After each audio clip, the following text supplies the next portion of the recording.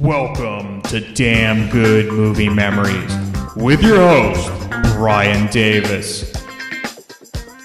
This podcast is the cure for your long commute and super boring workday.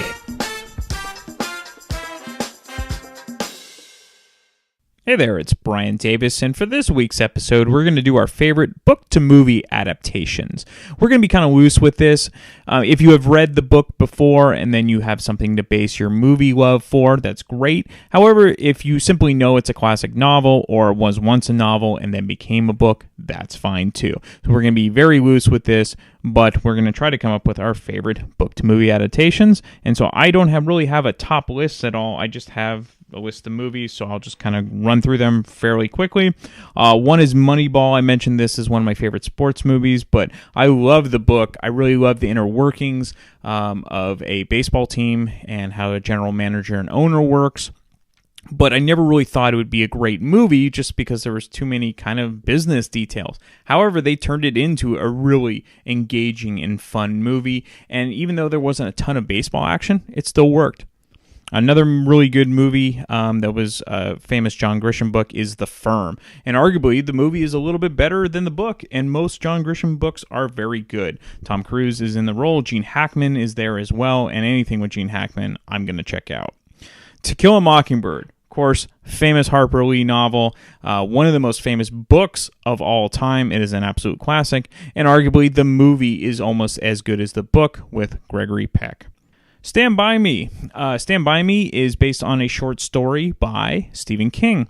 And it kind of, the short story was called The Body, and that is the basis for the movie, but there were so many other things going on, the friendships between the kids, like River Phoenix and, I can't remember, Jerry O'Connell and Corey Feldman. And of course, I can't remember the main character's name now, but that's okay. It'll come to me. You can message us on Facebook when we post this. How about that?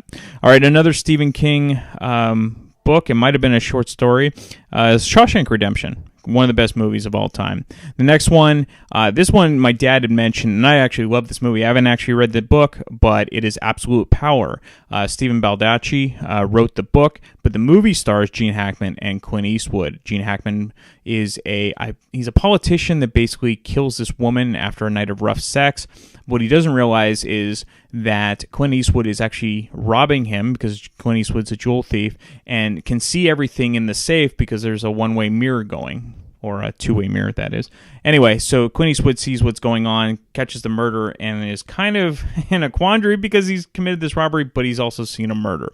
Anyway, those are some of my favorite book-to-movie adaptations, and let's hear what everyone else has to think in this week's episode. Okay, for this week's episode, we're doing favorite book-to-movie adaptations with Sarah. Because reading is fundamental. It is. She laughs. I was just thinking about the Out of Sight movie where Don Cheadle says reading is fundamental and shit. He's like, because he's like in the prison library or whatever. But yeah, anyway, I digress. You're probably going to have more than you have on the list now. But yeah. I always remember stuff later. And it occurs. Mm-hmm, it is. It's pretty much. Mm-hmm. So, the one of the ones that stuck out when I thought it's, the first book that I ever read that was actually a couple things. I was on a plane going to North Carolina. Nice. Probably like 24. Mm-hmm. It was an experience that I'll have to describe. Have you been back to North Carolina since? No. Okay. Let me just tell you. And there's North Carolina, and then I was in the Lodi of North Carolina. Nice. It was the Lodi. Like I was at a wedding for like a military friend, whatever. They had like bathtub gin that they offered me, and I'm like, I'm not drinking anything you run your tractors off of. Like, I had way too much style. My friend was Filipino, and they're like, what are you? Are you Mexican? And we're like, oh my God, get us out of here. Like, we went to an American Legion bar, and it's like, do you have a Cosmo? They're all, we have Bud and Bud. Okay. Well, we're gonna get rolled. It's like when The Simpsons asked for Duff, and they're like in the redneck bar, and they're like, "We don't serve Duff, we serve Fudd." Oh, so, right. yeah, No, yeah. this was like, it was crazy that you could smoke inside in like these all-you-can-eat buffets, and Mm-hmm. it was like, I'm all, is that chicken? They're all, I think it's pudding. I'm all, don't eat it. Don't eat it, whatever it is. It was crazy, and people had like 4 plates, and they're smoking and they're eating. I was like, I'm in the Twilight Zone. Get me out of here. Anyway, so on I love how we're gonna wrap this all Oh back. my God! into, This is. I want everyone to know where my mindset was. Sure. So as I'm at the airport, going to be coming back, I think I might have had a book that I pretended I was going to read, or magazines, or whatever. Mm-hmm. So I went into the, they don't have bookstores so much anymore, but I went into, the airport bookstore, and I bought, it was Hannibal. And I think I must have at that time already seen Silence of the Lambs, yes, because it came out in the 89 or something. So I'm like, all right, let me try that. And I was, 24 at this time. It was like, I don't think there was a whole lot of reading for enjoyment. It was like, it's drinking for enjoyment and not and school stuff, right? So I got so into it, and it was the first time I read a book that was actually like a horror kind of scary, like graphic, and I remember like reading it, coming home, and like total like in bed reading it, just going. It was couldn't put it down. Yeah, it was the first time I really was like sucked into a book that wasn't required for an educational purpose or whatever, and then saw the movie, and the movie was like. It was great. I didn't have any like disappointments, right? Yeah.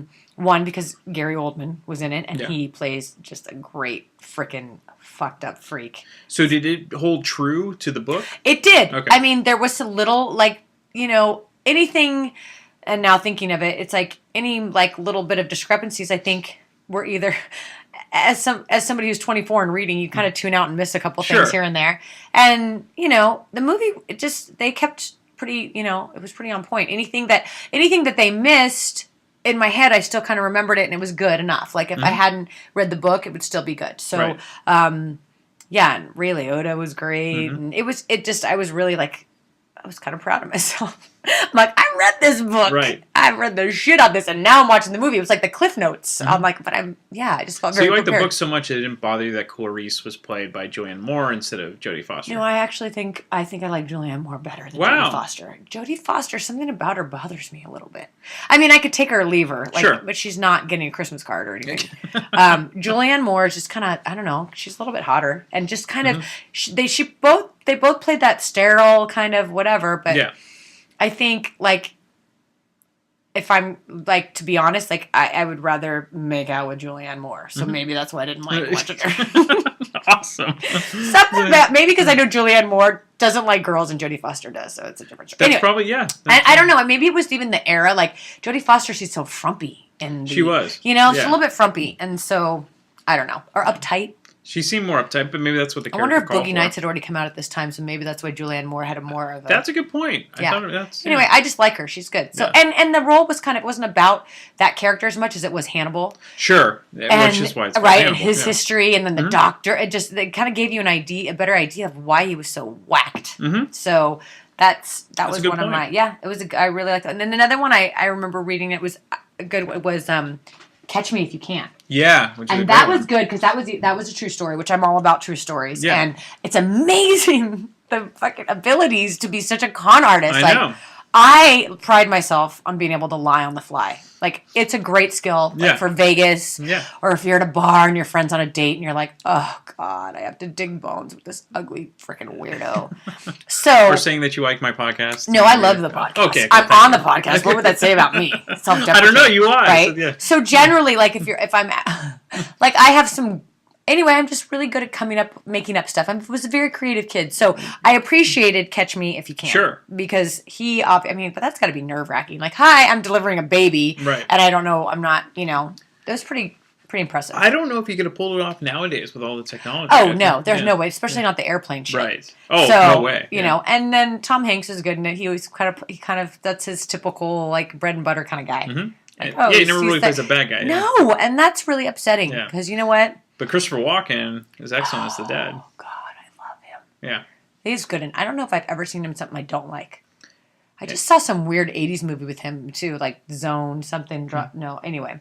So, Amy Adams, I think, has her movie debut in that, too. She's the wife North Carolina girl. Oh, my God. Oh, my God. Did she drink moonshine from the bathtub? She might have. Yeah. Yeah, so those are mine. Those are awesome. Yeah. All right. Thanks. Reading is great, kids. Hugs, not drugs. All right, we got Stephanie and Linley back. My parents' absolute favorite dynamic duo.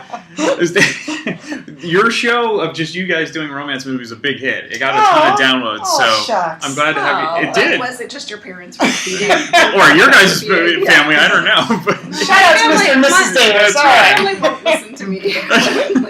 no, but literally, my mom came over and said, those two, I want to join that group because they are You just... should invite her in. Come have drinks with us. Let's talk romance movies. Okay, Mom, you have an official invite. Please do. All right, for this week, we're going to do favorite book to movie adaptations, and so I think you guys always work well off each other. So first, I'll start with Stephanie, and then we'll just ping pong. Yeah, no, for me, top 5 greatest films of my whole life. One of them is Sense and Sensibility, Emma Thompson's version, and that film is perfect. Mm-hmm. I think it's perfect from the opening to the close. It's beautifully done. It's, I think, in some ways better than the book, which I know is like, nothing's better than Austen, but it is. It's so beautiful. And that relationship between Emma Thompson and Kate Winslet, as, the two sisters, it's just, it's so good. And Snape, Alan Rickman is in that. And, oh my gosh, I love every frame of that film. So that's one of the few where you actually almost enjoy the movie better than the book. Yeah, and Hugh Grant's in it, too. That's right, yeah. And he's perfect in it. Yeah, there's so many, that one's amazing. That's good. Okay, let's go to Linda. Yeah, I had a whole category for those Sense and Sensibility type movies. I think I always enjoy those. I also really love the books as well. So I would say like the classic chitlick, right? Like Pride and Prejudice and chitlick. Chick What did I say? Chicklick. I was thinking of Chicklick the Gum and then Chicklick, which is something else entirely. Right. So like the Edith Wharton, the House of Mirth, I could watch those. Mm-hmm. Yeah. All wait, I missed that entirely. I mean, was focused on Chicklick. That whole chitlick. Chick-lit of the 19th century, right?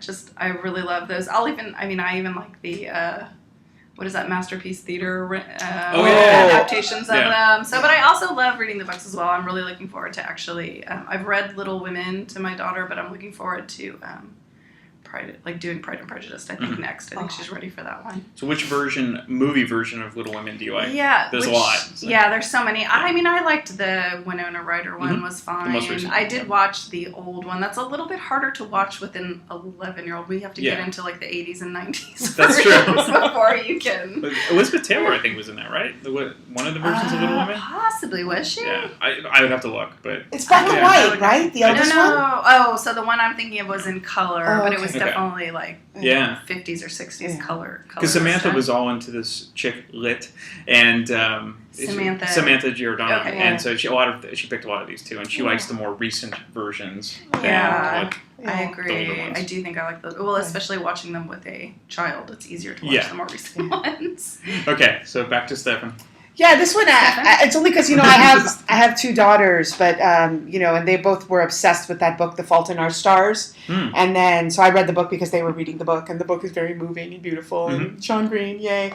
But the film is just incredible. And the film is one of those films, I call them those cathartic films, those films that whenever like life has got you down and you're working some things out, I don't think you need a therapist. I think you need films like A Fault in Our Stars, because you watch it and you're guaranteed to just have one of those ugly cries, and you just ugly cry and you get all your stuff out. And I thought it was amazing. I think we should do ugly cry movies for we should totally do ugly cry movies.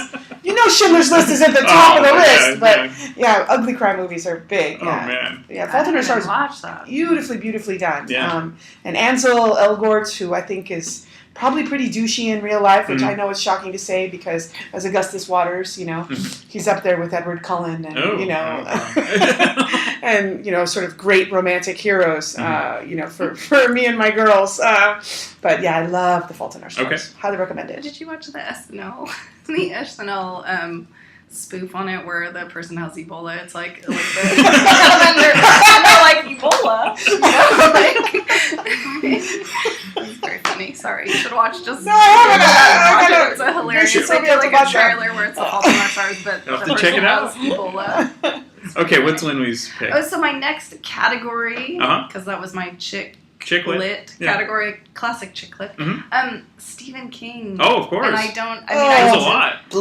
I know, really? no, but the movies are so good. They are. So, I would say this is an area where I don't enjoy his books. I mean, I read them as a teenager. I'm not a big horror genre person, but I thought The Shining, Misery, Carrie. Yeah, all awesome. Tremendous movies. Better movies than his books. Yeah. And they're also, he hates he hates that version of The Shining. Oh, really? Yeah, he's remaking it. He's hated it way. forever. He hated the Stanley Kubrick version of The Shining. Oh my god.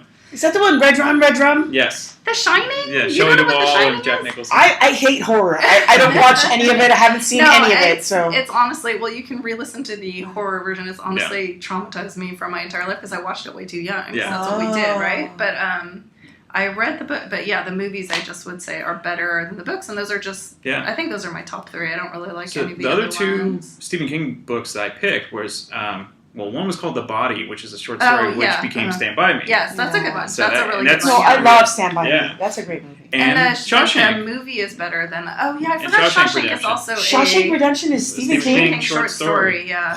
I What was take it? back my Blucky. Isn't it? Yeah, because it doesn't do just all horror. So he did. Yeah. Who was the famous? She was in Gilda. The one where Andy Dufresne has the poster of her.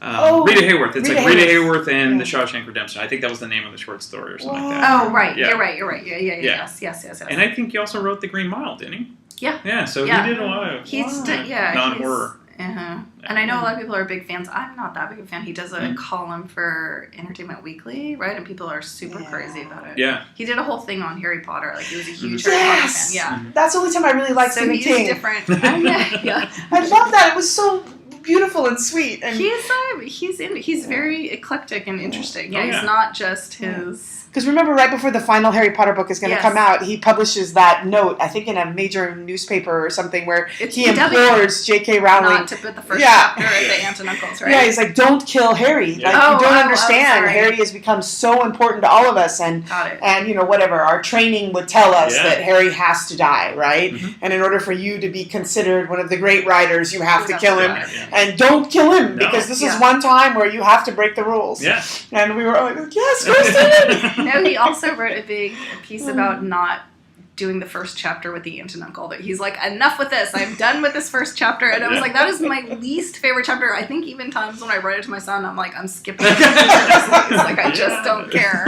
The hard part about the Dursley, sorry, this isn't a book No, thing, but the I know. Dursley chapters, when you're trying to get your kids into Harry Potter, it's totally a strategy. Exactly. Because they get bored and they don't want to continue. Right. And The it's just Dursley like, no, chapters. You got to get them to the school. Once they get to the Exactly. school, It's they're all fascinating. good. Yeah. The other thing I like about Stephen King is he's a huge hard rock, heavy metal fan. He And is. so he basically had AC/DC do. Did you ever see Maximum Overdrive? Yeah, or it's like these killer trucks, like monster trucks, like take over the. And it's a horrible movie. But anyway, so next. And they know how he shot John Lennon, right? Oh, yeah, that's right. No. Yeah. There's a guy that Oh, I drives know. a van around Santa Gotta Cruz look that up says Maximum Stephen King Overdrive. Shot John. Okay. Maximum Overdrive. It's a terrible movie. Great soundtrack. Okay, got it. Maximum Overdrive. But it's kind of pseudo horror. Bad 80s movie. Okay, what's your next pick, Stephanie? Yeah, what's my next pick? Yeah, I'm afraid to say it out loud because Lindsay's going to have a heart attack. Here we go. So, full disclosure, I am not an objectivist. Nor do I ascribe to any Ayn Rand political stuff. I love her fiction, and I love The Fountainhead. It was a formative book in my life. Not from the perspective of greed is good and go be an objectivist. Sure. I'm a romantic girl, and I liked the Ayn Rand sort of take on the romantic relationship. For those of you that have read that book, you sort of understand me even more because of what else I like. I was just going to say. I'll leave that alone. To the end, right? That's another book movie adaptation you should mention. There's a great old movie with Patricia. Anyways, it's Patricia Neal, right? Patricia O'Neill. Yes. Patricia Wow, I'm very impressed with you. Ryan Yes, knows The Fountainhead. The old stuff I know, yeah. And then the guy from A Farewell to Arms. Yeah. He's one of my favorites. It's not Gary Cooper, is it? Gary Cooper. Yeah, okay, yeah. Yes, and he plays Howard Rourke, and I love that movie. Yeah. And I think that movie is really, really true to the book and beautiful. And Yeah. I'm waiting for Atlas Shrugged. They made a version of it, and it was horrible. Yeah. Don't watch it. Yeah. And I really hope. I mean, at one point, Brad Pitt and Angelina Jolie were going to make Atlas Shrugged. Right. And it just never got off because of this barrier of the damn political philosophy. Who cares? Yeah. Just make the movie. Just tell the damn story. Yeah. It's so good. But yeah. You should see Lily's face. Stare. Silence. You should cut out silence. I'm leaving in the silence. See, I went there. I knew I would be ridiculed. That's not even that's not, I'm not ridiculing you. Point, counterpoint. Like, it's like... It's not ridicule. Okay. I have a lot more problem with The Fault in Our Stars than with The Fountainhead. You didn't love A Fault in Our Stars? Never saw it. I can't say that I've seen it or watched. Isn't it that one author, right? Yeah, John Green. That's why, I loved the SNL takeoff of it. It's just like teens in love and they're dying and they're crying. Oh, yeah, it's so funny. so I can't good. take those movies. Some infinities are greater than other infinities. Again, romantic movies. I'm not into. Yeah. Remember that? Except for the English Patient. Yeah. I didn't even like the romantically the two main characters. I will state that again. That was not why I liked the movie. Okay, so then I just have a whole stuff of just stand-alone movies. Should I just go through those? Yeah. And then I will highlight it with my favorite. Okay. Favorite because I love the book and I also love the movie adaptation. Yeah. Okay. So, but I'm going to go and I'll hold that for last. Okay. Suspense. Okay, so I'll just name them. I don't have a lot to say. The Godfather, everybody would say of that. Course. I got that. Mario Atonement. Puzo. I love Atonement. I love World War II again. Like the English Fisherman, I love World War II stories. I for some loved reason. Atonement. I agree with you there, and I love the book too. But I love the book. I think I liked the book better than the movie. I was a little disappointed about the movie. I think the book was really great. Yeah. Beautiful Creatures. That's a great movie. To Kill a Mockingbird. Yeah, One of my favorites. it's got to be on there. Yeah. Virgin Suicides. Mm-hmm. And Brokeback Mountain, which is just a short story, but I thought the movie was better than the short story. Yeah. Like, did a lot more with the story. I almost think that with the more characters. directors should use short stories instead of I full-on know, right? novels because you can go deep. I'll bring it in, though I have to read through it first. But it's all short stories that were then became movies. Yeah. It's something like, oh no, but I read the book. But it's just short stories. It's Right. really good. I've only gotten through 2 of them. Okay. I got through Black Rock. What's one? Bad Day at Black Rock that we watched on Movie Friday. Okay, so my final one that I love the book and I love the movie, Lolita, with the Stanley Kubrick version, of course, of Lolita. I just think it's such great black humor, and the book is one of my favorite books to read. I love that, and it's just crazy. I think the casting was amazing. Yeah. Wow. You know, what's her name? I've only seen the famous Jeremy actors. Irons. Oh version. God, no! You gotta watch the Stanley I've never Kubrick seen the version. Stanley It's so Kubrick great. version. James. Oh wow. What's his name? No, I know the lead. Yeah, the lead character. Lolita. All right, let me look Yeah, at watch that. that one. Sorry, you need to cut this. This dead is air. why I love this. This is just dead air. We've known each other how many years? Like I never would have Shirley guessed that. MacLaine. That's Shirley awesome. MacLaine, right? Shirley MacLaine. Is it Shirley? No. MacLaine? Okay. No, sorry. So it's James Mason. He's James the Mason. guy. Yeah, sorry. Shelley Winters. Shelley Shelley Winters. Winters. God, sorry. Yes. Why did I say Shirley MacLaine? And Sorry. Sue Lyon is. Yeah, is Sue Lyon, Lolita. but not. And then Peter Sellers. Peter Sellers Yeah. is the Okay. best. That's what I'm thing doing in that. tonight. Yes. I'm Oh, watching. It's a great- so it's a great good. episode. It's a Okay. great version. It's Oh, really wow. good 2.5 because she hours. is just what's her name? Shelley Winters Yeah. is just Oh yeah. her performance is off the hook, awesome. But Just hysterical, wrong. Yes. woman. Like you are so wrong, you know. And yeah, it's you're in an effed up situation, and yeah. People forget how great of an You actress she want was. her to be shot. Yeah, oh, I know. You're like, yeah, Did no, you it's ever- not justified shooting her. I don't know if this was a book first, but A Place in the Sun with Elizabeth Taylor and Yeah. Montgomery Clift, where he needs to get rid of Shelley Winters to basically hook up with Elizabeth Taylor. And Same yeah, premise. same thing. Same premise. But that one, nothing was wrong with her. You just want Montgomery Clift and Elizabeth Taylor to yeah, get I together. gotcha. But, Wow. Okay. No, I was going to say this is why this podcast is so cool because I think when you just don't know what to watch. Yeah. You know, and you have time, Oh, but I've you want to watched watch so many something that things, isn't going to be a waste of Yeah. time. Yeah. It's like so cool. I have so many ideas. That's about what this it's whole for. laundry list of things. Yeah, this is Hey, Netflix, sponsor. Yeah. Exactly. Yeah, that would be awesome. that would be totally awesome. That would Can be you imagine? Especially if we can get Oh. what's coming ahead of time. Oh, that'd be great. can prep Netflix it. is not a podcast sponsor. It You got to isn't. go for like the Blue Apron. I Those know. are the meal prep ones. And you have to go, my girlfriend and I were home and we got some Blue Apron. Okay, so if you want to talk about 50 Shades of Grey, we can get Adam and Eve, I'm sure. No, It's no, a no. sponsor, yes. Oh, yeah, you can. Oh, I would. I'd help you out there. Absolutely. No, it's Someone's like,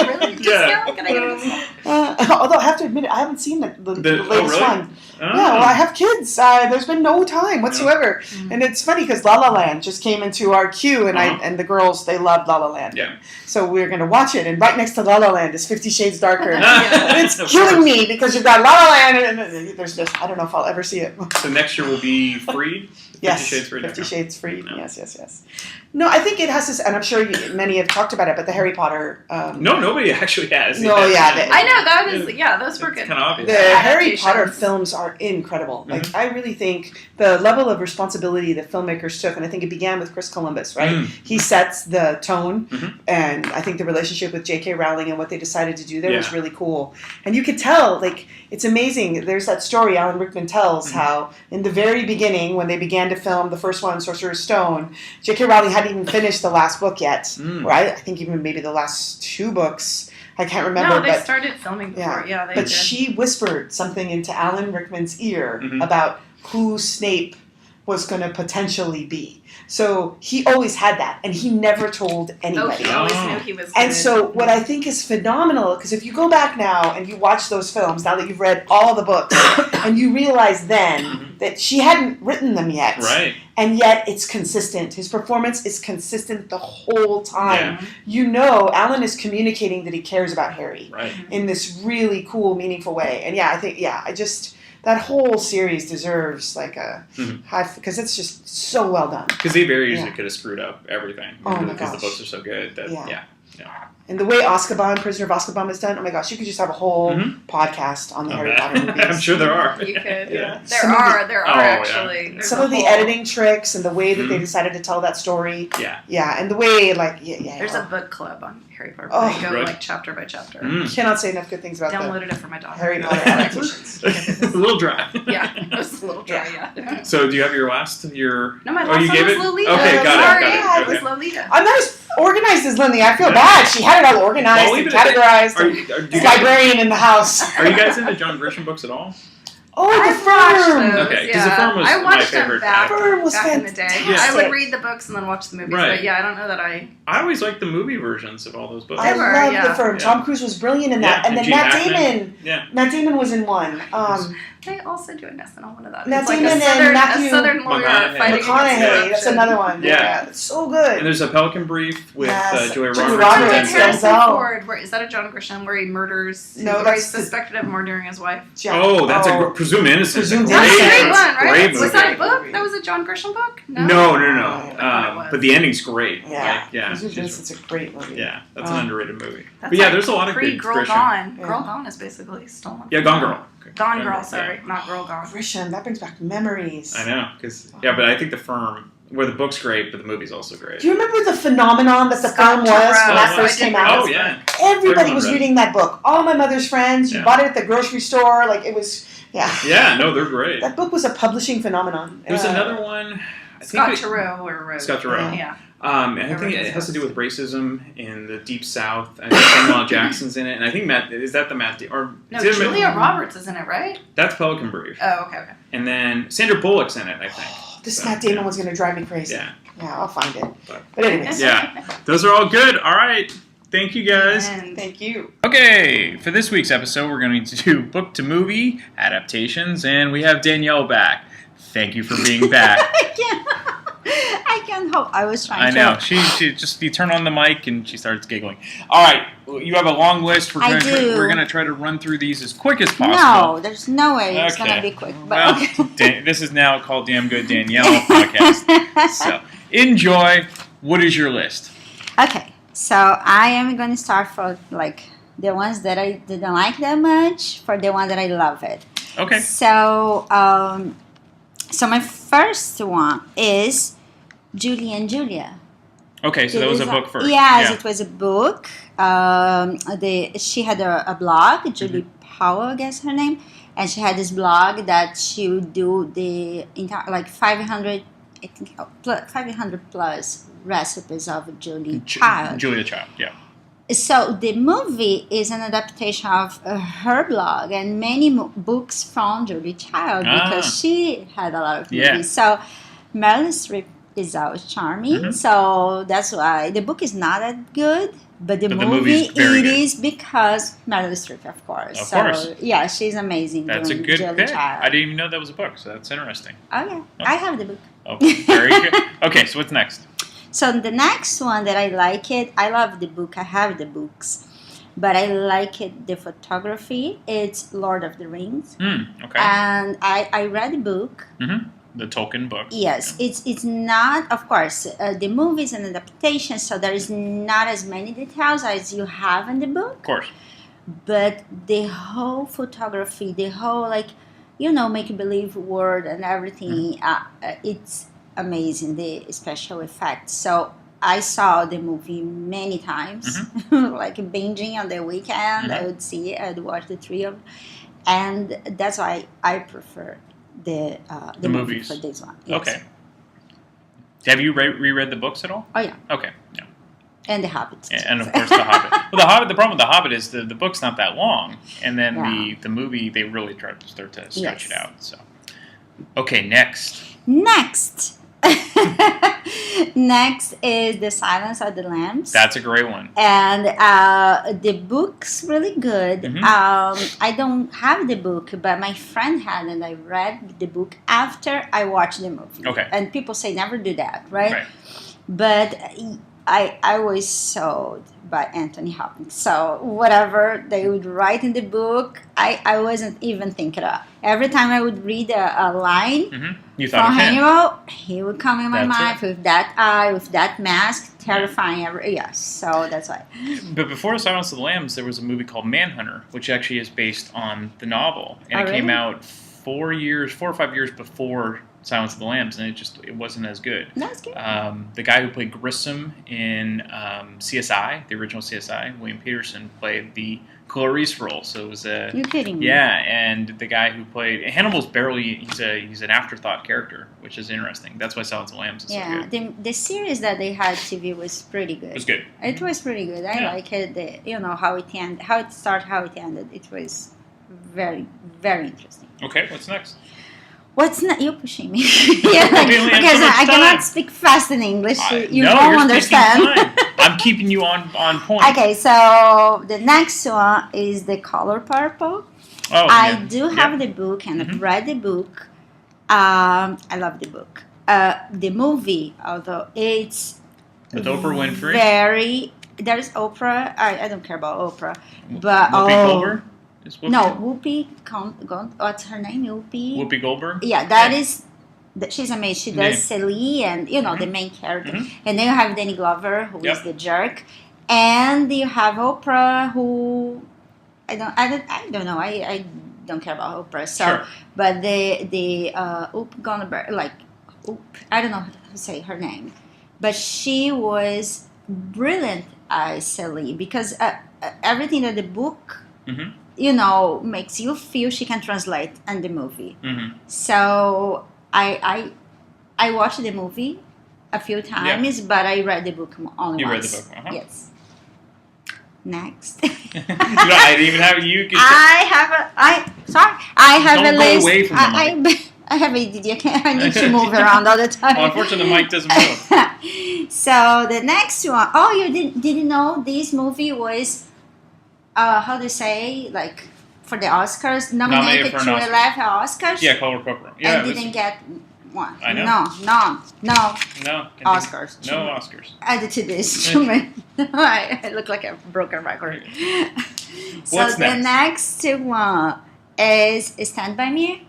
Yeah, that was one of my picks. Amazing movie, so innocent, so cute. I have the book. It's a short story, read. Right? Yes, I never read the book, and I found out that it was Stephen King, and that's why I had to get the book because I love Stephen King. So the book was called The Body, or The Body, yes. And it's really about that. Then the movie gets more into the kids and their relationship, friendships, right, and the secrets, and find out about themselves. It's amazing. That's why it works well. Yes. Yeah. So I need to breathe in between my sentences. You can take a breath. I'll edit out your breath. So the next one is Mystic River. Oh yeah, that's a great Clint Eastwood movie. It is. I read the book as well before, and then I watched the movie, and I don't know why I like the movie better. Yeah, it's a dark movie. It was the guy Tim Robbins. Yeah, he's it's definitely the one troubled. that he was sexually assaulted. But he makes you believe he was very unstable. Totally. And you get But you understand why. Of course, but but he was amazing. Kevin Bacon is really good as well. Oh, Sean Penn's good. Oh, Sean Penn's always wonderful. But yes, Kevin Bacon was like. Yeah. I don't like him too much, but in this movie, yes, he was. That's great. why Clint Eastwood's one of the best directors. I mean, that was just another great movie that he directed. I know, yeah. And my last one. That's it? That's one. Well, I need to speak that. So wait, how do you translate that? I don't know.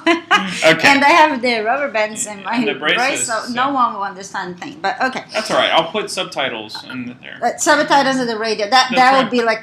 It will. It'll be great. So my last one, and I know many people won't, and I talk with this about friends, and they don't agree with me. Okay. But I really love. I don't know how to say because it's French, but it's Les Miserables. Les Miserables. Yeah, that's good.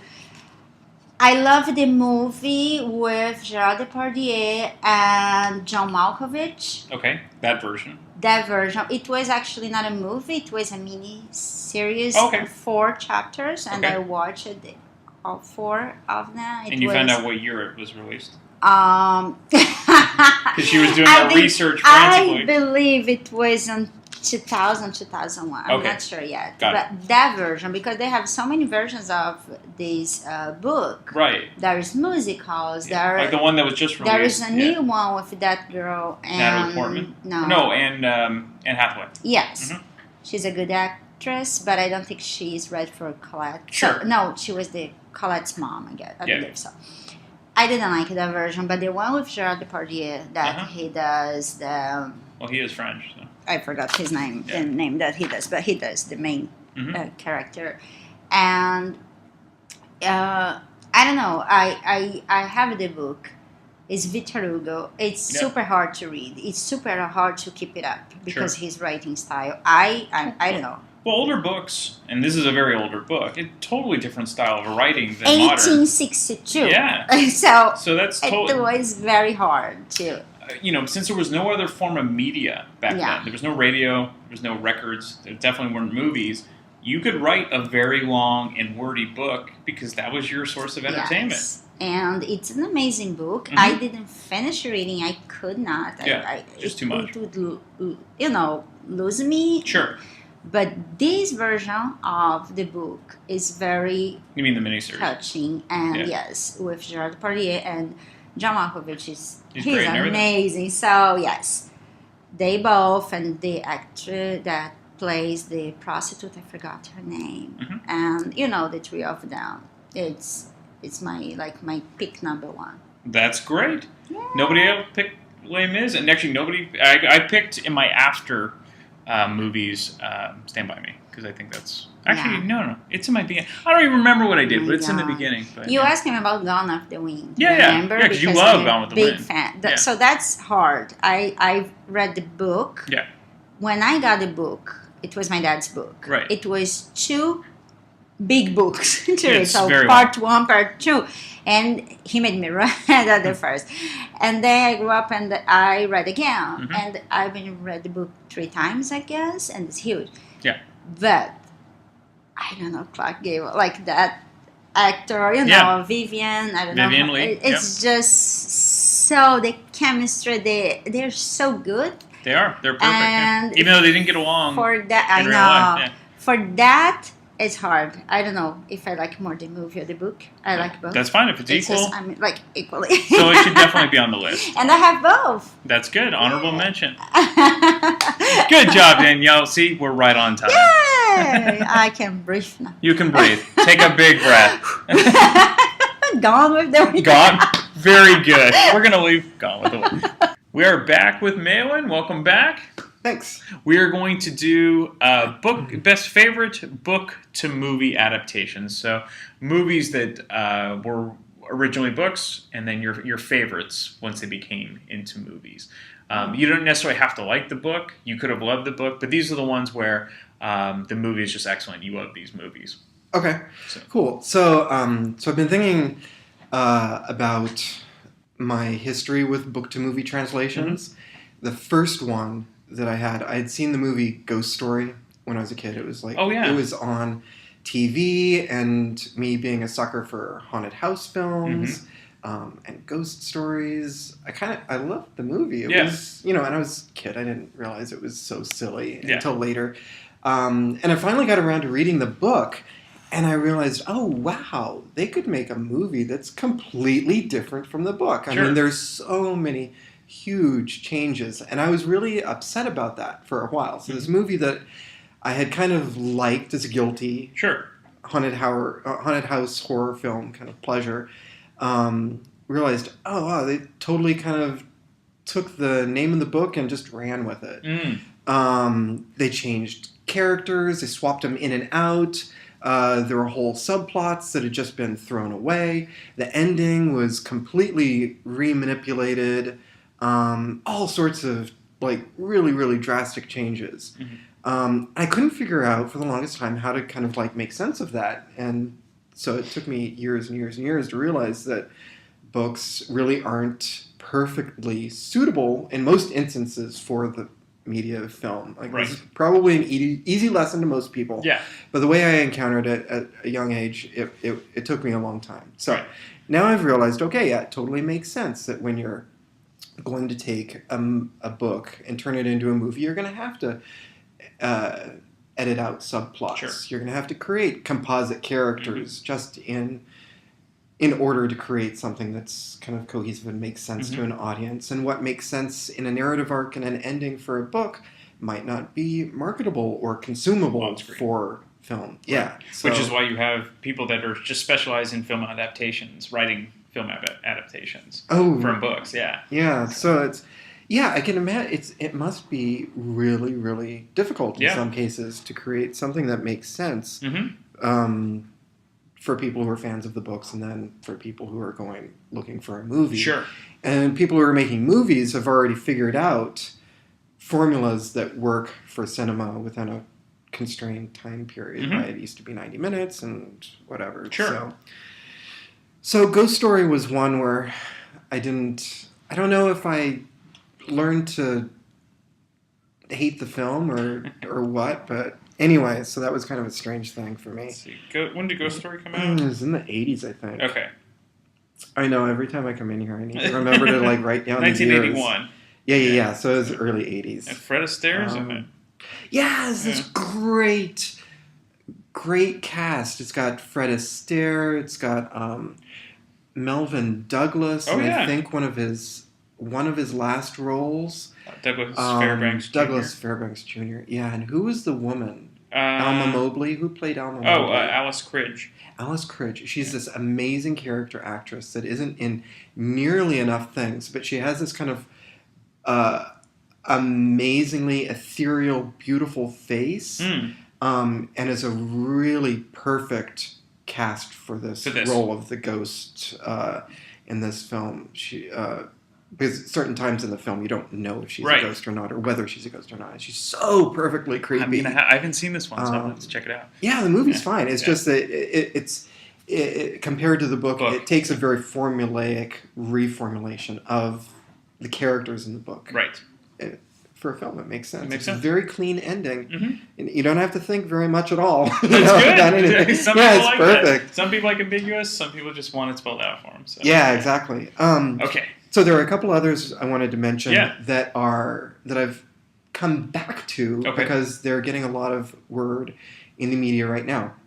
So Train Spotting, Whatever Happened to Baby Jane, and Brokeback Mountain. I think I'll go in reverse order. So Brokeback Mountain was something that I'd read it a while ago, and I hadn't really touched it for a long time, but then there's this recent podcast, Shittown. Are you? I haven't heard of it. So great name. Right. Yeah, I know, right. So it's developed by the same kind of crew that are responsible for This American Life and Serial. Oh yeah. And it's really, really engrossing. It's the premise behind it is one of the, I guess, producers or reporters, investigative reporters for the Serial This American Life crew got an email from a guy in Alabama asking them to investigate a murder in this place where he lived, and he describes it as this horrible shit town of a place. That's the title of the podcast. Anyway, reporter goes down there and finds out that things aren't what he expected, and each episode of this podcast just plays out in a completely different way than you expect from the beginning, and each episode is kind of like a left turn deeper and deeper into a story that nobody could expect. It's fascinating. Yeah. In one of the episodes, Brokeback Mountain plays a prominent role. Okay. And so I went back and I read it just recently, like within the last week, I think, week or two. And I hadn't realized how close the movie plays off of the book. It really just adds kind of visual texture to the story. Unlike Ghost Story, Brokeback Mountain is a nearly unbelievably honest representation of the book. It holds true to it. Yeah, amazingly so. Yeah, well worth a read. It's short story. It's probably, Ghost Story is like 200 plus pages. Right. Too long to translate into 90 minutes if you're going to be really honest about it. Sure. But a short story, maybe that's where people should be looking for like really honest adaptations, because the size of it isn't overwieldly it isn't unwieldy, and it allows you to translate into something that the cinematic medium can actually expand on just a little bit. Anyway, I thought that's brilliant. I mean, both the movie and the book are brilliant. I know Hitchcock used a lot of short stories to create his own little thing, so he kind of used the outline of it and then go whatever direction. Then the people, I mean, he can't screw up a short story probably that much. I was really tempted to just come in with a list of Hitchcock films, honestly, because they're all of them are based off of adaptations of something. I was going to pick Psycho or The Birds. But anyway, that's too easy. Story for another time. So Brokeback Mountain. What was the other one I said? Whatever Happened to Baby Jane? Which so now of there's course this is getting all the press. So right now there's this brilliant TV series by what's his face that does American Horror Story. He's finally starting to do good stuff. Because it's called Feud. And, it's great. And so it's one more episode. We're recording this, there's one more episode left. So. Right, and I'm just eating these up. These are great. Susan Sarandon is so good. Just like the song, she has Betty Davis eyes. She looks just like her. Yeah. Perfect. Every once in a while, when I'm watching Jessica Lange, I kind of fall out of the picture, and I'm seeing Jessica Lange in American Horror Story. Yeah. And not even Jessica Lange in like other things that I've loved her in, like Titus. Just kind of seeing like The Witch and Coven kind of like coming out, and I'm like, But I just recently watched Whatever Happened to Baby Jane after they completed the filming of it, and it just adds a whole new light to it. And it's a lot of fun to watch. That's another one where the movie's pretty honest to the book. Totally. And the book is a lot of craziness. Grim. Ghastly fun. Yes. So that's a book. See, now I want to see Hush Hush Sweet Charlotte now, because they're getting. Have you seen it before? I have never seen it, so It's a good one. Yeah. It's good. Not as good as Baby Jane, but no, I mean, I first fell in love with Baby Jane and Charlotte as a kid, and Baby Jane is definitely my favorite. It's yeah. Let me know what you think. I will. You see Hush Hush Sweet Charlotte. I don't like giving out spoilers. No, of course not. I really want to see it. Yeah. Drop it's them been out like, for bombs years. on this podcast. That's okay. People know what they're getting. It's damn good movie memories. Can't have a memory without having some spoilers. Yeah, but if I find out that you haven't seen something, I don't want to. No, I appreciate that, man. Okay, and then what was the other one I said I was? It was the first one you mentioned. Oh, Trainspotting, right? Yeah, Trainspotting. Yeah. So I had read the full gamut of the Train Spotting books, and I just finally went and saw Train Spotting 2 2 nights ago at this theater just south of here on Wolf Road. It's in this mall that's all but abandoned. It's totally creepy. Eastridge? Or I don't know. It's something. I know what you're talking about. Yeah, it's totally creepy. It's the ghost mall. Yeah, I like to go and see films in this because usually it usually means if it's been in the theaters for a couple of weeks, I'm going to have the theater to myself. Sure.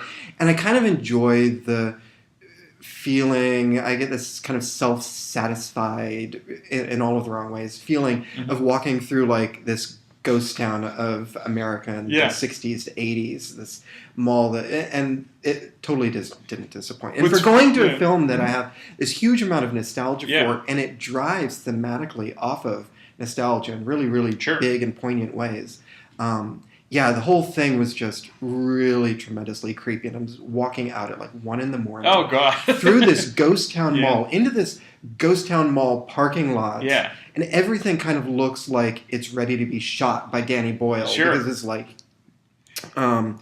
point on cinematography. I'm just walking out thinking, "Fuck me, fuck me." It's creepy in the middle of the day, let alone pitch black at 1:00 in the morning.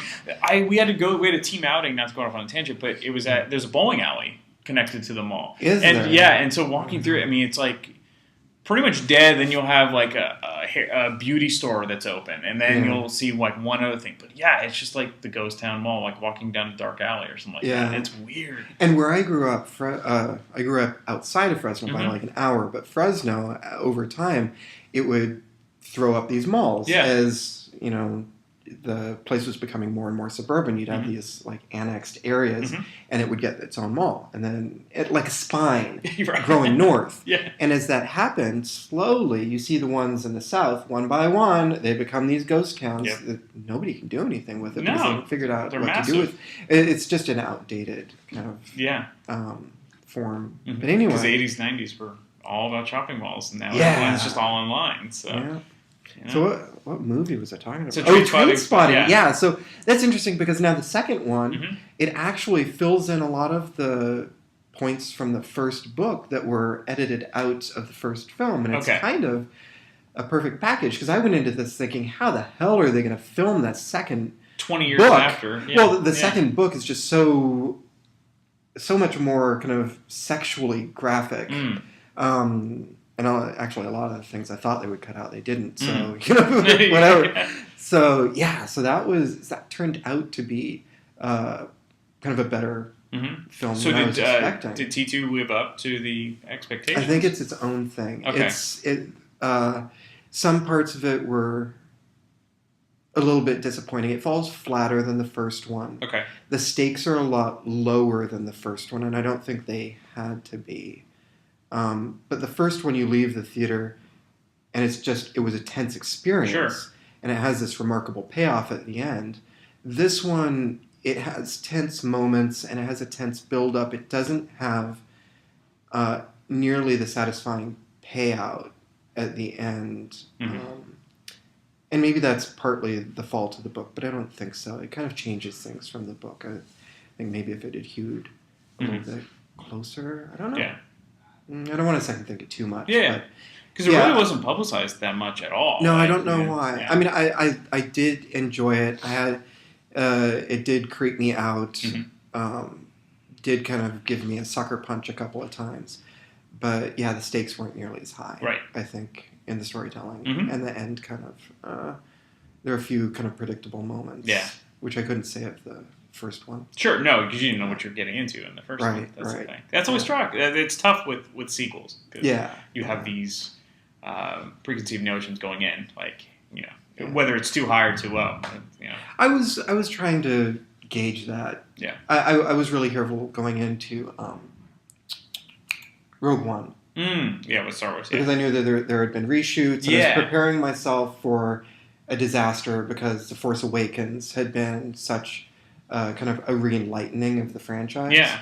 And I was expecting this to kind of take a left turn, and because they were marketing it as a Star Wars story, I was worried that they were using that as an excuse to throw it away if it wasn't up to the quality of the other films. Right. And that wasn't, going in with lowered expectations. Wasn't bad. I don't even think I needed to. It was actually pretty good on its own right. Mm-hmm. Yeah. So we'll go quickly through the other ones. Oh yeah. So Okay, your tops. Yeah. Now I think people are probably familiar with those. I wanted to mention one. Sure. This is probably. I wonder if this is a lot of people's first kind of book to film translation, just because in the U.S. Mm-hmm.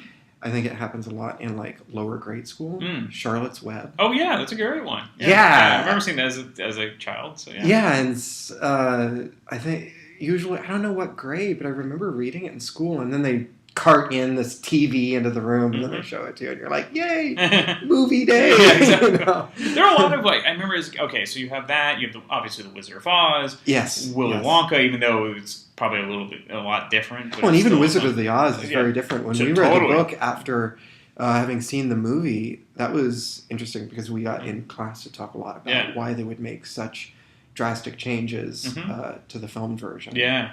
It's very different. I think Phantom Tollbooth. Did you have to see that? Never read, never saw. Yeah, no. That was stuff like that. But yeah. But Charlotte's Web. That's kind of one that's. And it's sad. You have to deal with life and death at such an early age. Yeah, so it's interesting because you go through like this this kind of a rite of passage watching the film or going through the book. Yeah. If you haven't experienced death, I have a really small family, so I very rarely experienced death. Right. I'm really not good with it, but with that, I was like, oh, it's so horrible. Well, that's why I think that kids' movies and Disney movies were a lot tougher back then than they are now, because really, animals never die anymore, which is probably a good thing. Like Old Yeller, never going to happen.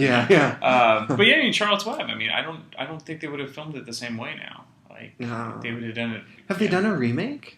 I don't know. That's a great question. I honestly don't know. They don't need to. I shouldn't even utter it out loud because if they do, they're going to do it CGI, and it's just going to be And there will be a song and dance routine, probably with piglets or like with goslings, you know. Or just the whole barnyard going into like some Lionel Bart musical routine. If they do a remake, we'll have to add an addendum to a bad remake episode. But anyway, Charlotte's Web, I thought that deserved. That's a great one. Yeah. So I have two more out of this long list that I'll mention, and these are going to be way off the beaten path. I think. Okay. One of them is The Horse's Mouth, which is a book by Joyce Carey, and then was picked up by Alec Guinness, and it became like this very personal project for him, and it's about an artist in London who is at a point in his career where he has fallen out of favor with the masses, but he is still appreciated by a small group of collectors, which means that he's kind of in this spot where he's not making any money. He's basically poor, and artistic taste has moved on, and it hasn't come around to the point where people are doing like a retrospective.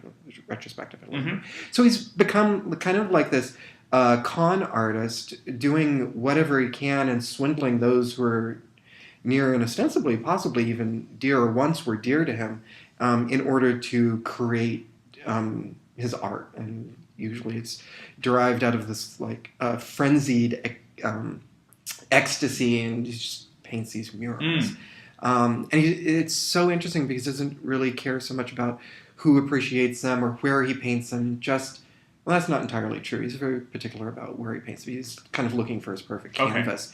But it's just a remarkable movie. And Alec Guinness, as this kind of befuddled trickster of an artist, it's just an amazing film. It's an amazing film. The book is fantastic as well. That's one that I want to read again, inspired by this, by your topic for this podcast. Yeah. And that's what I hope we're doing here. So go back. It takes a slightly different avenue for the ending. It changes the ending so it's more palatable for the cinematic audience. And in the end, it depicts an artist who has kind of come to terms with a lot of things and decides to kind of set out. He's leaving everything behind him, and he sets out on the Thames in his houseboat. Right. And it's this kind of beautiful image where you don't know if he's kind of going off to die or if he's going off to whatever is next or whatever drives him, if he's just following that instinct and ecstasy. And it's kind of this just beautiful moment as this houseboat goes out through the under the Tower of London. I just love that. if anyone has a chance, either the book or the movie, It's The worth Horse's checking out. Mouth, Uh-huh. it's fantastic, amazing. It's on Criterion Collection. Go Nice. see it. And if it's on that, then it's Exactly. worth checking out. So one more, Yep. and this one has a similar ending, but this is a movie that is even more off the beaten path. Okay. It's called Housekeeping. It was mid to late 1980s. Okay. It stars Christine Lottie as this eccentric aunt who, in the 1950s or 60s, goes to this very, very small northwestern town on the shores of a lake. The town's called Fingerbone. Mm-hmm. And this, she goes to this town to take care of her two nieces who have been orphaned, and then they were dropped with their grandmother who lived in Fingerbone, and then the grandmother dies, and then some other aunts come in and they try and take care of her. And it just, nothing works. And this eccentric transient aunt comes to take care of them. And it's just this amazing, poignant piece that meditates on the fabric that keeps families knit together in the face of a series of tremendous losses. Mm-hmm. And then even more so, how families kind of grow together and then potentially grow apart. Right. And there's a lot more to that as well. Mm-hmm. But the film, once the eccentric aunt gets to this small town to take care of the two girls, the girls begin to grow up in her care, and they begin to kind of grow apart. One kind of develops a very strong affinity for the aunt and her kind of eccentricities and this romanticized transient life that she talks to her about.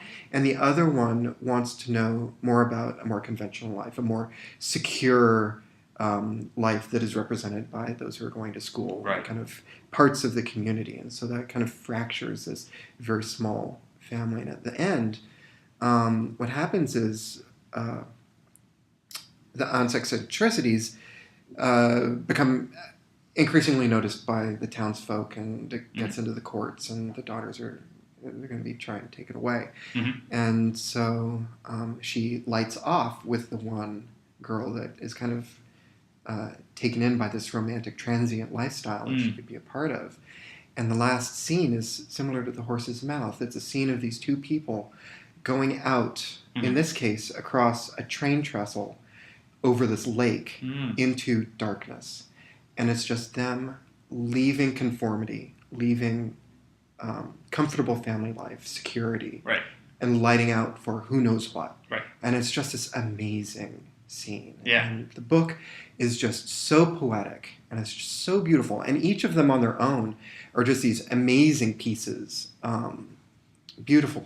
Yeah. Beautiful. Almost sounds like Sullivan's Travels, the old Preston Sturges movies, where he basically he picks up a transient while kind of figuring out he's a filmmaker, and he kind of wants to do a gritty drama instead of the comedies he's been doing, and he lives basically as a homeless person jumping from train to train and meets Veronica Lake, who is probably she's so glamorous, Right. but I think she was pregnant at the time, so that's why it kind of worked. So she was wearing baggy clothes and everything. But yeah, it sounds like the same. Like he kind of enjoys this kind of ruffian life that's out there. So And I was totally suckered in by it. For the longest time, I was like, is it still possible to ride the rails? I don't know, but yeah. I don't know if I want to try, but yeah, I had a good childhood up to a point. Sure. Up to that point at the least. And I was like, wow. I didn't have a good excuse to run away. But the idea of it, just kind of going out there. That's what books and movies do. Is absolutely. I was totally intoxicated by it. Yeah. Well, again, thanks as always, Malin. Cool. Okay, so we have Enrica back on the show. Hi. We're going to do book to movie adaptations this week. And you seem very excited about this subject. So. Yes, it's one of my favorite things to see a movie after having fallen in love with the book, because I love watching. Right. Even when I'm reading books, I'm envisioning in my head. I'm sure lots of people do this. Oh, yeah. The casting and the sets and everything. I'm totally. My favorite part is casting. I'm what actor would play Right. That's always fun to do. Because right now I'm reading The Name of the Wind, which is a fantasy series. Okay. And the lead actor is like the lead character. Yeah. You're already thinking about what it could be. Is like this tall redhead. Okay. And there's that Don Gleason, I think is his name. I love him. He's in everything. He's in everything.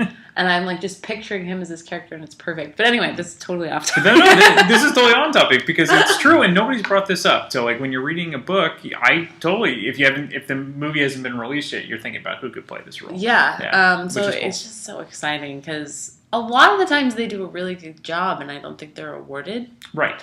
That because everybody's experience is different. Yeah. When they read a book. But you bring up a good point because there's so all those Jack Reacher books. Well, Jack Reacher in the book is like 6'4", 250. Yeah. And Tom Cruise definitely is not. So you're Definitely almost not. better not reading the books and just liking the character as it is. Because if you had read all the books like my dad did, it's like, it's tough to forget that Reacher's not Tom Cruise, 5'8", My fiance reads all the Jack Reacher books. He goes through them in like a day. And they're so like addictive. Lee Chow. And he saw both movies. They made two. Yeah. And he liked the character as portrayed by Tom Cruise. Yeah. He said like the physical aspects was totally off, but like the actual character was really and the action's great. Executed, and the action was really exciting. Yeah. So I was like, sure, yeah. He likes those books, but I don't read them. I've never read them. He wanted me to, but I was like, not so much. Nah, he doesn't do it for me. I need a little more substance. That's okay.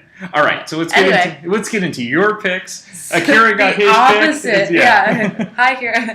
The opposite of Jack Reacher is probably my favorite adaptations, which are always Jane Austen adaptations. Winley has called them chick lit, so you will hear on this. I love chick lit. Yes. I love Jane Austen. I love how she worked within, the oppression of the time, specifically to kind of attack women's issues and how women think, behind the closed doors where they have to look a certain way and act a certain way. I loved it. And I love the 2004 adaptation with Keira Knightley. And I don't even remember the actor they chose for Darcy, but I loved him. He thought he was really good, really understated performance. Everybody always loves, what's his name? The first Darcy from when they made it in 1997. I don't know. Yeah. Hugh something. Hugh Grant. No. No, he plays like literally everyone. He was in Love Actually. He's a British guy. Yes. Bridget Jones's Diary. I know who you're talking about. He played the King's Speech, right? Yes. King's Speech. He won an Oscar for that, I think. He's like pretty just a tall British guy. His Darcy to me was a little... Colin Firth, of course. His Darcy to me was just a little bit like mousy. I don't know. He wasn't... Maybe I'm just not British. Well, you aren't, so that's okay. That's fair. But I liked the scruff of the newer Darcy. The newer Darcy. Okay, that's fair. Oh, and Mr. Bingley was perfect. Oh, it was just so good. It's artistically done and beautiful and understated and all the things you expect from something like that. It's real tough to do novels that have been written a long time ago and have so many adaptations to make it fresh, but they seem to be doing a good job with the more recent ones. So. And one thing that they did really well in that was the portrayal of like English class separations. Because one thing about, the Bennett family is they were always kind of seen as not very well off. Like they had all of these girls and they all had to work the farm and like they didn't really have a lot, but a lot of the stage portrayals and then a lot of the film portrayals kind of only paint this one version of like English high society and like they were kind of scrungy, Yeah. So I like the way they portrayed that. Yeah, they had cooks, but like they were kind of not really part of the family. Sure. Or they were part of the family. They weren't like separated off. And there was a really clear class distinction between like the Bennets and then the Bingleys and then the Darcys, which are like the next level. Anyway, that's a good pick. Okay, so what were the other ones you have? I really liked The Help. Okay, yeah. I cried so hard. Not when I read the book, but when I watched the movie. movie. For some reason, Viola Davis, I could Great actress. probably said this on this podcast where I could watch her eat a sandwich. Yeah. Like anything she does, I'm just like jaw on the floor. Oh, it was so good. I loved that book. I'm also a huge fan of the Hunger Games adaptations. Sure. I really liked how they cast Jennifer Lawrence despite the fact that she's not stick thin, because it is articulated in the books that, like, yeah, she's really thin because she's starving. Like, that's the point. Yeah. They're all very hungry. Hence the Hunger Games.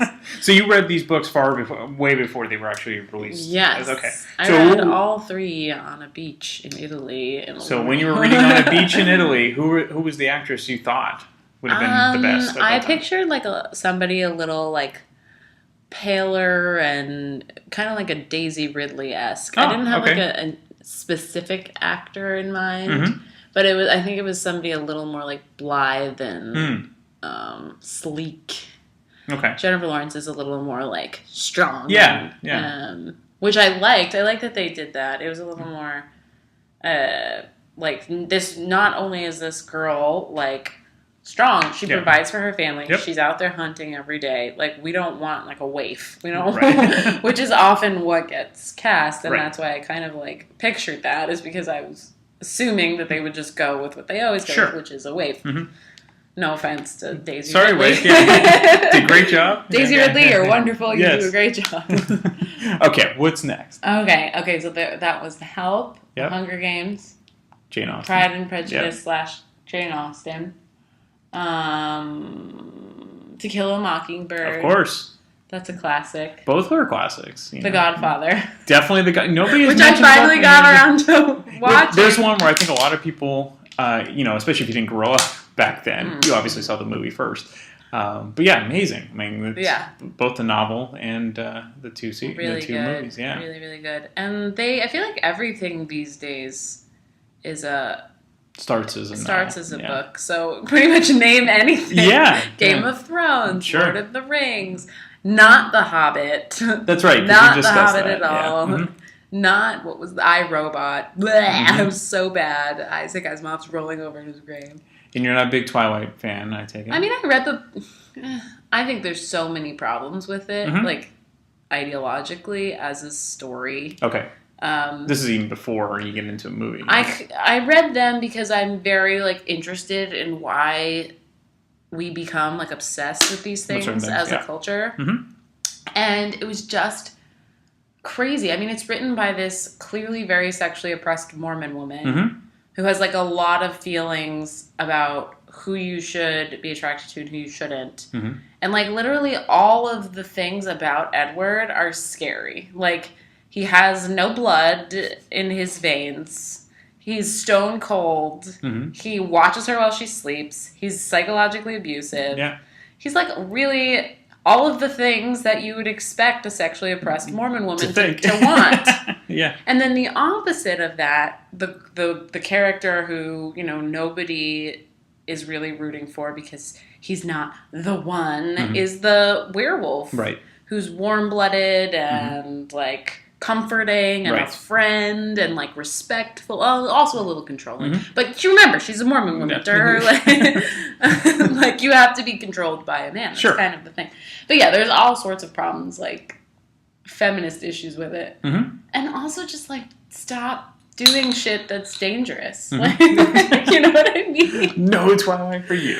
I don't know. I had problems with Twilight, but the movies, I think they did an okay job. The cheesiness of the books were very much captured in the cheesiness of the movies. I just find it interesting that 50 Shades of Grey came from Twilight fanfiction. Oh, basically. I know. I don't find it interesting at all. I think it's all the same culture and psychology of abuse, where people want to be like psychologically manipulated. Yeah.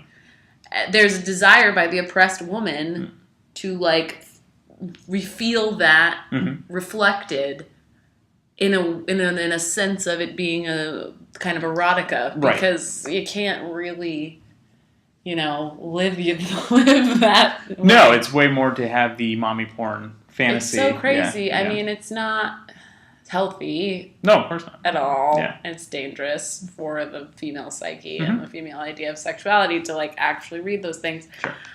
Taylor Swift, what are you doing with your life? We're going to end on that note. Thank you, Enrico. You're welcome. Okay, for this week's episode, Samantha's back. Welcome back. Hello. So we're going to do favorite book to favorite book to movie adaptation. And as we were discussing, as we were walking to our conference room, pretty much everything's a book at one point, it seems like. But I'm curious to hear what your favorites are.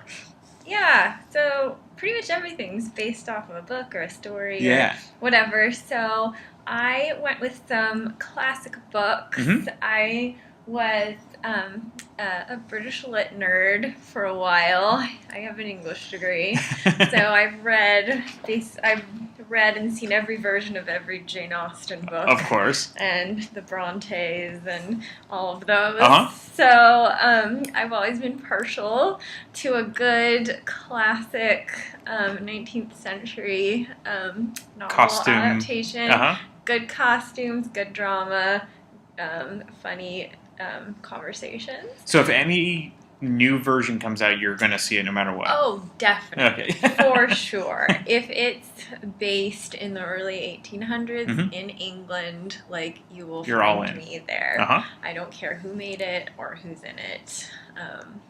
Yeah, so I think I've already mentioned in this podcast before Pride and Prejudice, Uh-huh. the 2005 version. Right.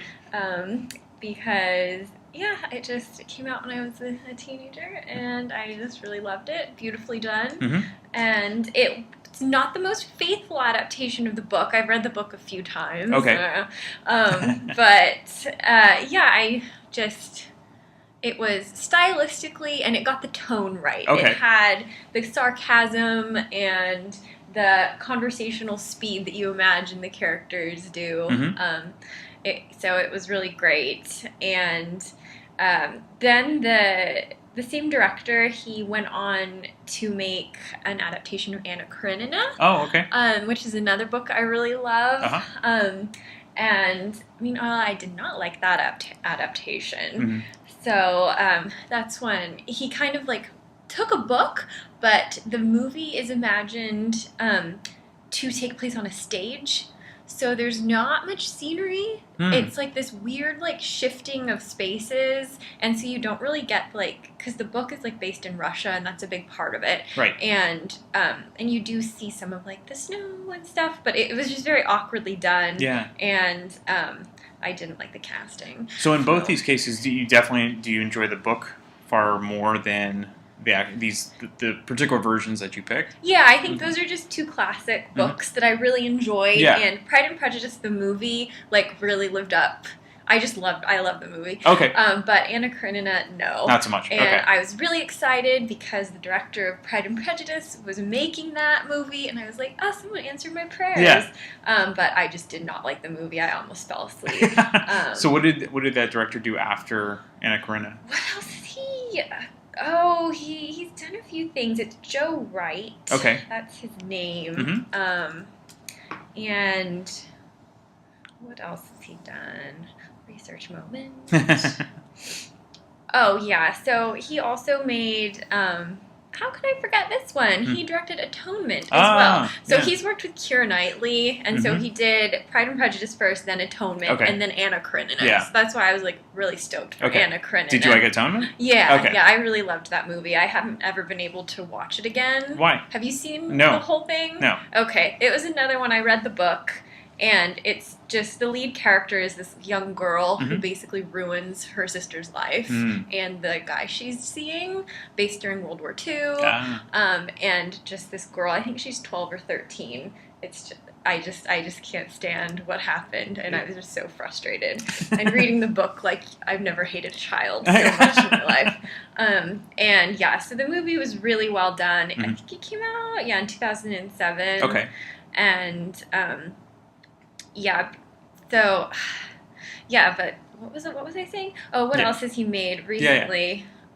He made that Pan movie that was a total flop. Oh, yeah. Like, and then not much else. So I'm Interesting. excited to. So it looks like he truly goes for classic Yeah. tales. Yeah. Yeah. So but yeah. So Pride and Prejudice, all-time favorite. I already talked about Yeah. it. Anna Karenina, Mm-hmm. and then another classic that I love, and I think the movie, this was really underrated, Mhm. but in 2011 there was a new adaptation of Jane Eyre. Oh yeah. And it was made by the guy who went on to direct True Detective. Okay. So I can never remember how to say his name. It's Cary Fukunaga. Okay. Mhm. And he made this new version of Jane Eyre with Michael Fassbender and Mhm. Mia Wasikowska. And that was another one of my favorite books when I was younger. And then I really appreciated how it was done. There was a version that came out, I think, years and years and years ago. Okay. A really old one. Mhm. I could be wrong. So I you're might be messing it up with you also Wuthering really like Heights. classic films, and so did Yeah. you like the classic versions of these from like the 30s and the 40s? So like No. when Greta Garbo was Anna Karenina, you didn't like that one. I think they're too Okay. dry. Oh, Because okay. I really like how the modern directors have been able to make them stylistically. Like, I think with the color and the The music, costumes yeah. and the scores, Yeah. I think the old ones seem really stuffy. Yeah. And it makes a classic book just seem very classic. Right. And they're just not as pretty. Yeah. that's So- fair. That's definitely fair.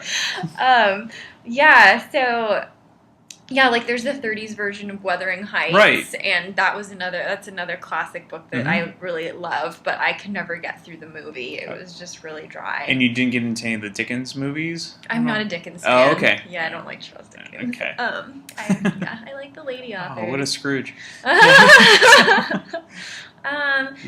So I think those are kind of my top picks. Your go-tos. I love that version of Jane Eyre. I think it was beautifully done. It doesn't follow. I like how he does like the non-chronological timeline. It turned out really cool. And then so those are kind of all grouped together. Okay. One for another. Oh, actually, You got to I have throw in a foreign film. 2 Russian books Okay, on good. here. I couldn't find a good foreign movie. I couldn't find something obscure. But I did pick one kind of classic movie. Okay. Dr. Zhivago. That's a great one. Yeah. It's a good 3 hours long. Oh, yeah. I think, yeah. It's up there with Gone with the Wind. Yes. I think in terms of length. And I've never gotten through the whole book, but I do love the movie. 3 hours and 20 minutes. Yeah, I watched it all in one sitting. It's tough. Like, yeah, I think you would definitely need an intermission if you saw it. Yeah, at a theater. but I think the acting was really phenomenal Mhm. in that movie, and kind of the love story, and I really like the kind of Russian history Mhm. about like the revolution. Yeah. And it was tied into like the communist days. Mhm. So, a good classic if you need to kill an afternoon. Well, yes, definitely. So, Those are great. yeah. All right. Well, thank you so much, Samantha. You're welcome. Okay, so we're back with Josephine, and you're going to have to, what's this place called? I'm sorry for all the French speakers out there. I think it's Voyager du Temps. There you go. So that's what we are, not at Pete's Coffee. So there you go. We're much more highbrow for this episode. So, which makes sense, Not because we're going from book to movie adaptations. So your favorite movies that were originally novels and then have been adapted to books. Or maybe. plays. Very good. Okay. Hint, hint.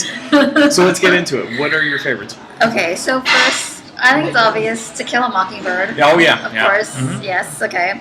And then No Country for Old Men. Yeah. I have not read No Country for Old Men. Okay. I just know. But you know that you really like the movie. Yeah. Remains of the Day. Same thing. Okay. Never read it. Uh-huh. I loved it. I remember when it first came out, people were like, "Oh, it's like Howard's End." It's not like Howard's End, people. Okay, it's totally different. But having said Howard's End, Howard's End. So going back to Yes. To Kill a Mockingbird, which do you read or watch first? I That's a good question. I think I read it first, Okay. and then I watched the movie. Yeah. It's one of the few where they're equally stellar. You know, it's hard to kind of have both be great, and that one is. Yeah, and I think the movie did a really good job. I mean, the novel, it's so dense. Yeah. Because it really is a coming of age novel, so you could take it as just a coming of age novel. Yeah. So I think the movie did a really good job of keeping that coming of age part in that spirit. Yeah, agreed. Yeah. So then, Remains of the Day. Not the same as Howard's End. Two different movies. Having said that, though, Howard's End as well. You do like Howard's End. I love Howard's End. That's on Netflix. There you go. Yep, everyone watch it. English Patient. Come on. That's Lindley's one of her favorite movies, her favorite romance movie. Oh, Yeah. I think we talked about this Yeah. before, because I was like, I loved it when it came out, and Right. I saw it again, and I was like, very fine. Yeah. But that was one where I think people who loved the novel were a little bit like, oh, the movie wasn't faithful. But I feel like it captured the spirit Sure. of the novel. I just kind of reimagined it. Did you really like the novel? I did. Okay. Yeah. But no, I mean, I thought the movie was beautiful as well. Yeah. Having said that, though, I forgot about this, Uh-huh. but it's the same director, Anthony Minghella. He also directed The Talented Mr. Ripley. That's right. Yes, Which is another, also yeah. another novel. That's a right? good one. And then, oh my God, remakes. Let's go back. Okay, rewind back to the remakes. It was a remake of, because there was a French movie called Purple Moon, which was an adaptation of Talented Mr. Ripley. Okay. But I like Purple Moon better. Okay. Sorry, tangent there. Okay. That's quite all right. How to Make an American Quilt, also on yeah. Netflix. Uh-huh. Yeah, I read the novel, loved it. My favorite. Tinker Tailor Soldiers. Yeah, you've said that before. Yeah, that's a good one. Have you read the book? I haven't. Are you gonna watch the movie? I would definitely watch the movie. Yes, watch the yes. movie. It's kind of slow. It's a slow burn. Yeah. But I think it payoff's really well. Payoff's really great. Okay. Cool. Okay. Atonement. So Atonement's one of those. I read the book. Okay. And then I saw the movie. I hated them both equally. So I felt like the movie. This is favorites, Josephine. Is it? Oh, okay. But Atonement's one of the few that I read the novel. Okay. And I saw the movie, and I didn't like either of them. Yeah. I just whatever. Okay. Persuasion. Okay. Yeah. Persuasion and Pride and Prejudice. Uh-huh. The Little Prince. Have you seen the newer one? With Jeff Bridges, he's like the voice. I mean, it's not the same as the book, of course, but it's the spirit. It captures the spirit. Yeah. Bridget Jones' Diary. That was one where I hated the book, and I saw the movie, and it made me like the book a little bit more. Okay. But I mean, I feel like I feel like the movie is better than the book. Interesting. Okay. Yeah. And then, okay, here we go with plays. Glengarry Glen Ross. Oh yeah, I love that movie. So it does feel like a play. You can, I mean, it's pretty much set in the office the whole time, so you can see that. But the acting is so good in that, and it's one of those. There's absolutely no action in it, pretty much at all, except for the fire. But even that you don't even see. You see the aftermath of it. So. And Alec Baldwin's character. He's not in the play. No. He's just in the movie. But he steals the show. People remember him, and he's basically in the beginning. Yeah. That's it. So, Yeah. But Jack Lemmon's such a sad sack in that, so yeah. And Jack Lemmon, I think I've professed my love for him so much on this podcast. Well, just the apartment alone. So, yeah, and then in Missing. Yeah. And then he can do everything. He can do The Odd Couple. Some Like It Hot. Some Like It Hot. He can do anything. Yeah. And then Wait Until Dark. Yep. I think probably one of my favorite Audrey Hepburn movies. She's blind, and so. And then she's being stalked, right? Yeah, so like terrorized, yeah, and she can't figure out why. And it's one where there's a movie on Netflix called Hush that reminded me of it. And it's one where in the beginning she's a little bit naive and very kind of like, I think in Wait Until Dark she's very dependent on her husband. Right. And then she kind of comes into her own and becomes fierce. Yes. Anyway, and then the last one is Nocturnal Animals. Which you have mentioned before. Yeah, I love that movie. Yeah. So that is a high quality list. That's a thorough list. Good job, Josephine. Except for Atonement, we'll erase it. Erase Atonement. Don't watch that or read it. No. If you enjoy this podcast and are an iTunes user, please do the show a favor and head on over to the official iTunes page for Damn Good Movie Memories. Be sure to leave a rating and a review. This will allow the show to appear higher in the algorithm and spread the joy of this podcast to the masses. If you are not an iTunes user, you can still listen and subscribe on Podbean at damngoodmoviememories.podbean.com. Be sure to like us on Facebook under our Damn Good Movie Memories page. You can also listen to a limited number of episodes on YouTube. I hope you enjoyed this week's episode, and be sure to tune in next week for an all-new episode of Damn Good Movie Memories.